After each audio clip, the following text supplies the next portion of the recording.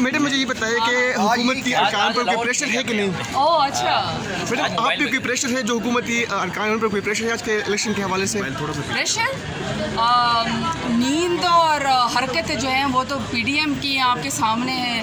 हर जिल्लत रसवाई उन्होंने अपने गले में डाली है। देखिए अगर इंसान ने हारना भी है ना तो वकार के साथ हारे, ग्रेस के साथ हारे, लेकिन रसवाई का तोक अपने गले में डाल के हारना तो मैं समझती हूँ कि बहुत ही उन्होंने अपने लिए बदनामी लेकर आए हैं। अगवा उन्होंने की है, धौंस धांधली उन्होंने की, ज़मीर उन्होंने ख़रीदे, मार कुटाई उन्होंने की, और यहाँ तक कि जो उनके कैंडिडेट हैं यूसुफ रज़ा गहलोत साहब, उनके बेटे जो है वो वोट के तकद्दुस को पामाल करने के तरीके बताते रहे।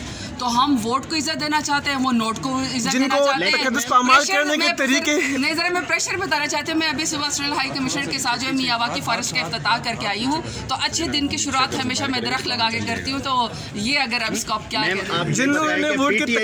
लोगों के ऊपर डाउट है कि वो जो है वो पैसों का इस्तेमाल हो रहा है और वही लोग आगे पीछे हो रहे हैं, तो आप क्या समझती हैं कि पीटीआई के लोगों पे डाउट क्यों आ रहा है कि गिलानी साहब के बेटे तो पैसे दे रहे हैं लेकिन लेने वाला और देने वाला दोनों का कसूर है या सिर्फ गिलानी साहब के बेटे का ही कसूर है? देखिए मैं आपको बताऊँ, हमारा जो पीटीआई के निशान के ऊपर यहाँ लड़के आए ना, वो तो कभी भी इधर उधर नहीं जाएगा। हमारे लिए तो हफीज़ शेख साहब नहीं खड़े, हमारे लिए तो प्राइम मिनिस्टर इमरान खान खड़े हैं। वो तो हमने तो वहाँ पे स्टैंप करना ही है। जहाँ तक उसकी बात है, हमारे एलाइज़ की बात है, हमारे एलाइज़ ने तमाम अपोजिशन की उम्मीदों के ऊपर पानी फेर दिया प्रेस कॉन्फ्रेंस करके। उन्होंने कहा कि नहीं, हम प्राइम मिनिस्टर इमरान खान के साथ खड़े। हमारे तमाम एलाइज़ ने आपको पता है प्रेस कॉन्फ्रेंस की है।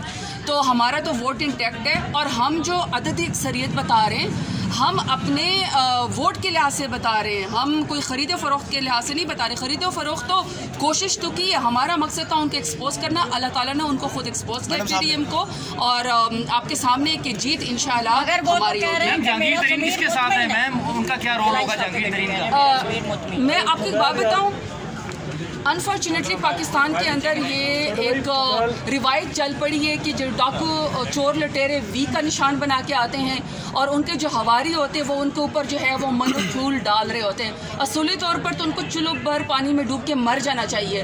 अगर जब आपने वीडियो के अंदर ख़रीदो फरोख्त की, आपने उनको बताया कि ये ट्रेसेबल है, ये निशान लगा देना, वोट ज़ाया कर देना ताकि फिर हम आपको पैसे दे सकें।